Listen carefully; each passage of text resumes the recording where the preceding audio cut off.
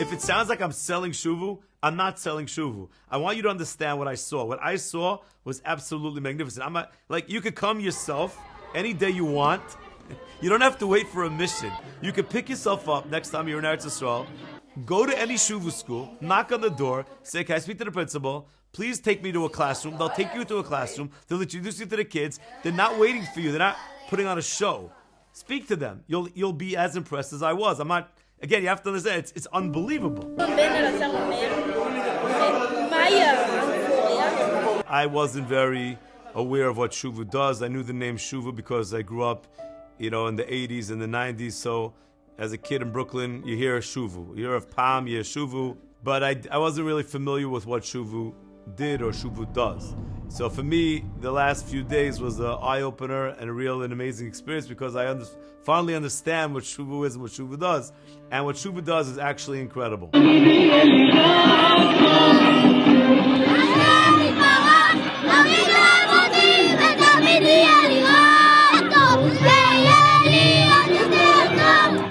I have to say, I have a lot of friends who work in Kirov and they say, it's very hard to do Kirov today and it's hard to get people.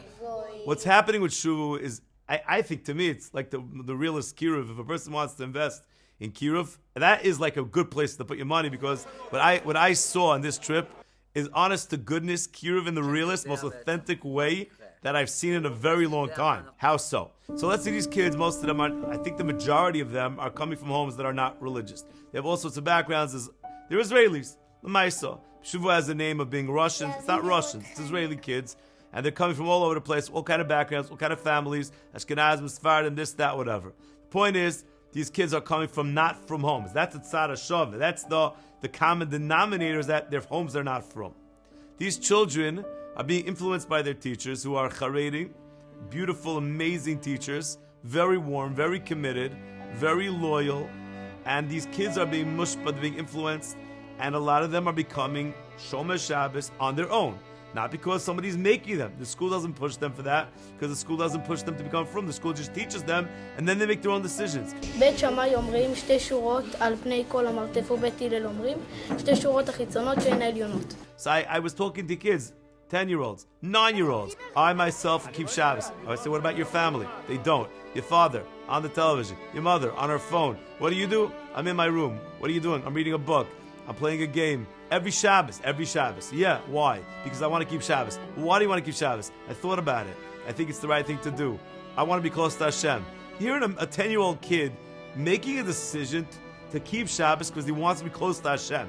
You don't hear that anywhere in the world. I don't think there's anywhere else in the world that that's actually happening. And you have 6,000 kids. Now I'm saying every single one of them is doing this, but a very big percentage of kids are taking on life-changing mitzvahs. Standing and talking to the people in this classroom is a humbling experience. You meet girls who are most nefesh. הייתי הולכת עם מכנסיים עד לפה. לא הייתי מתפללת, לא הייתי כלום, לא יודעת כלום. She didn't know anything, she didn't have. ועכשיו! עכשיו אני מרגישה יותר חזקה, אני הולכת בצניעות. Here you have something, it works. They have a recipe that works. Right now there's 6,000 kids. If they had another 65 schools, they'd have 12,000 kids. Do the math. 12,000 kids, that's 12,000 families. 12,000 families each have, let's say, 3-4 kids, 5 kids. Do the math. It's a grassroots movement. So you're asking, my feeling is that you can literally change the country from the bottom up by supporting Shuvu. I'm not trying to sell this. This is what I saw.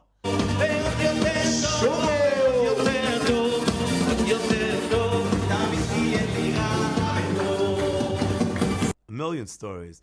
I saw this kid. His mother was talking to us, and his mother's like, "Listen, my son was in an Afron school, and my son decided he wants to put on a yarmulke and tzitzis.